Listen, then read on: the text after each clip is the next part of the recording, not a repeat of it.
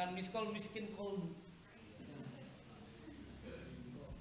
Nah, kalau ada lagi kumis, kumuh dan miskin, kurap kurang rapi, kudis kurang disiplin, penyebabnya kuman kata Jenderal kurang beriman. Oke, ini kembali. Nah, 85 gram emas ini dari sini nih, dari ini nih 20 miskol, 20 dinar. Berarti 20 dinar dikali berapa? 1 dinar ya? Berapa tadi? 4,25 gram emas. Berapa jadinya? Benar nggak?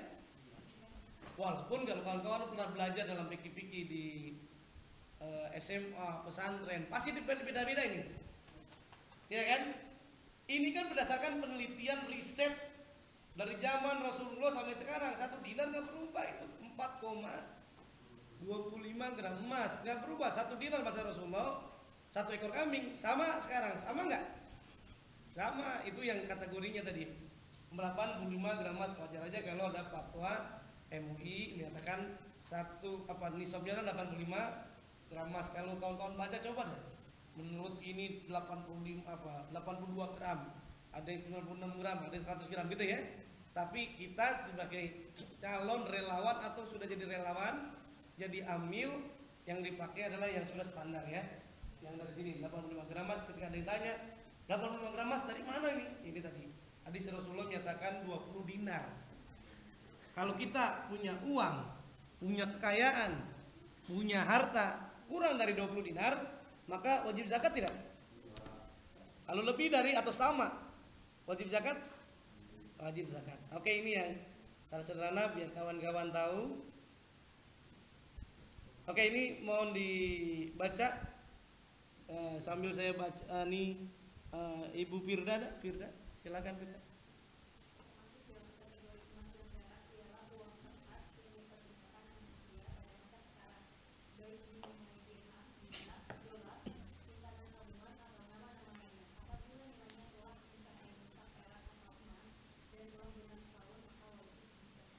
Kira-kira jelas dari slide ini? Oke, tadi sederhana tadi itu yang namanya tadi ijmali. Di zaman Rasulullah kan nggak ada uang rupiah, ya kan adanya dinar. Oke ya, ini tadi sudah saya sampaikan di zaman Rasulullah 1 kambing 1 dinar. Sekarang 1 kambing 1 dinar. Benar nggak? Ya tadi 2 jutaan bisa 2 ekor kambing ya.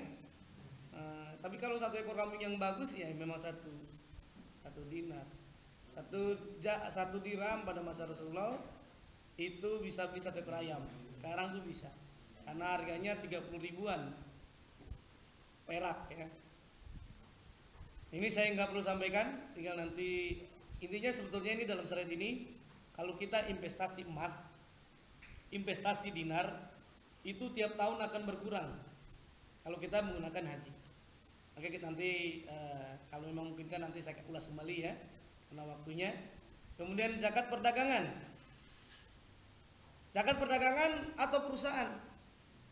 Pada zaman Rasulullah dikenal dengan zakat perdagangan yang tidak besar, manajemen internasional. Kalau sekarang bagaimana perusahaan? Ya ini sudah ada fatwanya. Dalam fatwa Oki dan seterusnya, ya ini tentang zakat perdagangan dan perusahaan. Ya ini diantaranya landasan hukumnya, undang-undangnya. Kalau undang sekarang udah undang-undang yang 2011 ya, nomor 23. Nah ini tadi kategorinya. Dalam hadis riwayat Imam Bukhari, janganlah disatukan, digabungkan harta yang mula-mula terpisah. Sebaliknya jangan pula dipisahkan harta yang pada mulanya satu karena takut mengeluarkan zakat. Ya tadi itu dengan berserikat ya.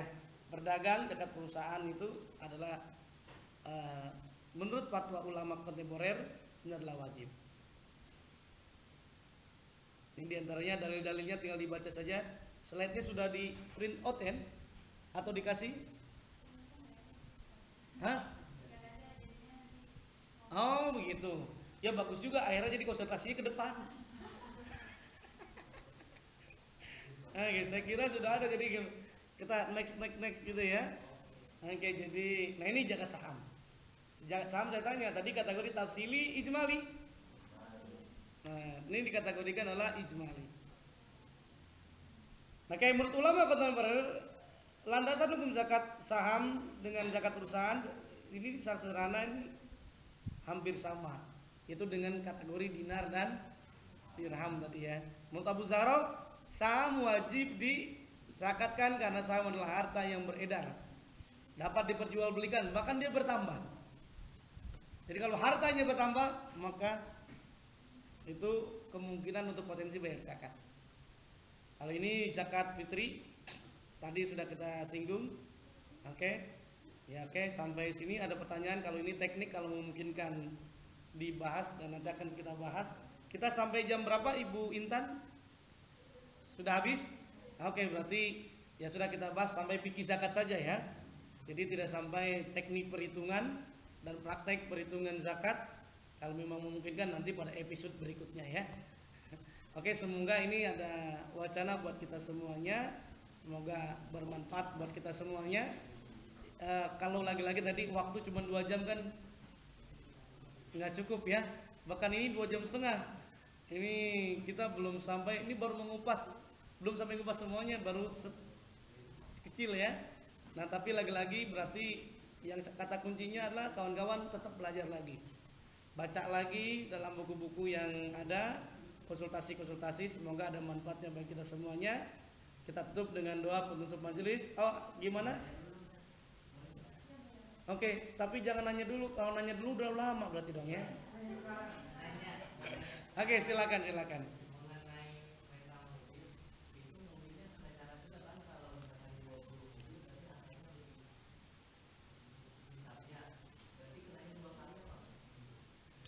Oke, baik.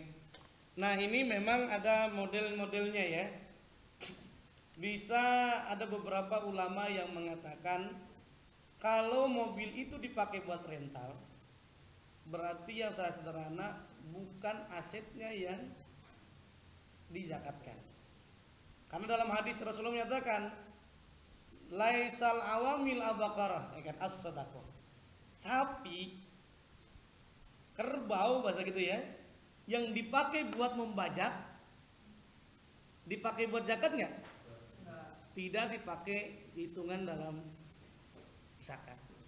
Makanya ada ulama yang menyatakan, nah karena rental itu dipakai buat usaha, gitu ya, maka tidak bayar zakat. Kecuali tadi rentalnya tadi mobilnya ada 20, oh yang satunya dijual, kan sudah cukup nisab tuh, maka wajib dizakatkan.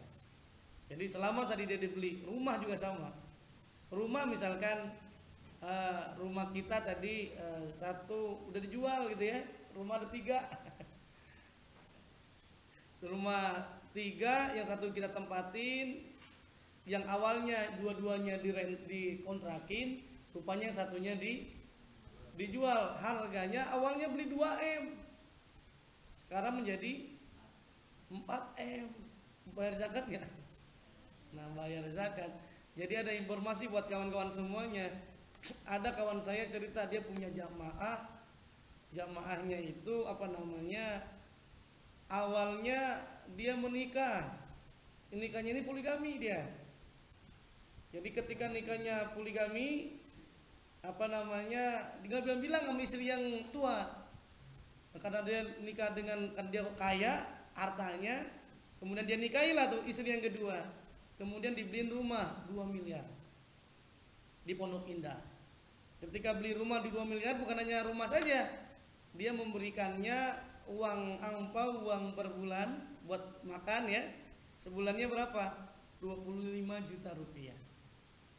Lumayan kan, luar biasa. Kalau buat bini muda biasa gitu ya. Nah 25 juta rupiah.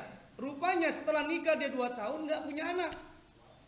Karena nggak punya anak, gugat cerai istrinya. Ketika gue cerai, ternyata biasanya kalau orang digugat cerai kan stres, pusing ya. Ini suaminya itu dia nggak pusing, justru gembira, jigat-jigakan. Alhamdulillah cerai.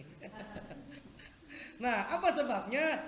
Pas ditanya apa sebabnya? Karena ketika dia cerai, rumahnya dijual kan. Awalnya 2 miliar jadi 4 miliar. Nah, kan seneng dia kan. Oh, perkara dia ngasih uang sebulannya 25 juta rupiah dikali 2 tahun 24 bulan. Nah, itu berapa? 600 juta. Kecil, 2 miliar dikurangin. 2 kurangin 600 juta berarti saldonya berapa? 1,4 miliar. Dia datang ke istri tuanya, "Mama, maafin ayah, kemarin gak bilang-bilang nikah. Ini keuntungan hasil nikah kemarin 1,4 miliar." Akhirnya kata istri tuanya bilang apa? "Kalau tahu keuntungan begini udah nikah lagi sana." Ya ini bercanda guyon ya. Ini tadi nyambung pertanyaan. Jadi kalau kita punya mobil, rumah yang dipakai tadi buat rental, yang saya pahami, yang saya baca dari kajian-kajian kitab yang ada, yang dalam kontemporer, maka seperti Imam Ahmad bin Hambal, itu rumahnya tidak dizakatin, tetapi apa yang dizakatin? Hasilnya. Tadi mal mustafad, harta yang berkembang, itu yang hasilnya seperti pertanian ya. Tanahnya tidak dizakatin, tetapi yang dizakatin apanya? Hasilnya. Kecuali dia bukan rumah, tapi jual beli mobil. Nah itu beda. Kalau jual beli mobil berarti kan seluruh asetnya ya. Dalam setahun, ya sudah itulah yang dizakati. Wallahu alam, semoga bermanfaat buat kita semuanya. Tadi kalau tadi nanti ada pertanyaan silakan nanti dilihat apa slide-nya ya. Ini silakan bagi nanti yang mau. Oke, baik. Nah, ini dia nih. Nih silakan. Nanti kalau bagi ada yang kendala-kendala, kalau nanti saya tidak ada kajian lagi nyantai, insya Allah akan coba saya balas gitu ya.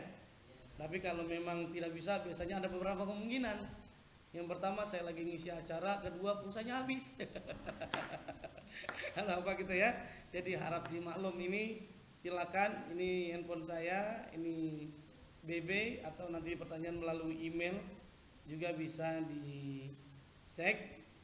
Nah, untuk lebih jelas lagi silakan tadi nanti mau lebih jelas lagi, banyak kajian-kajian tentang zakat di beberapa kementerian-kementerian agama dan berbagai tempat tentang fikih zakat sudah ada tayangannya di YouTube. Tayangan ulangnya ya. Baik, terima kasih. Kita tutup dengan doa penutup majelis biar manfaat berkah.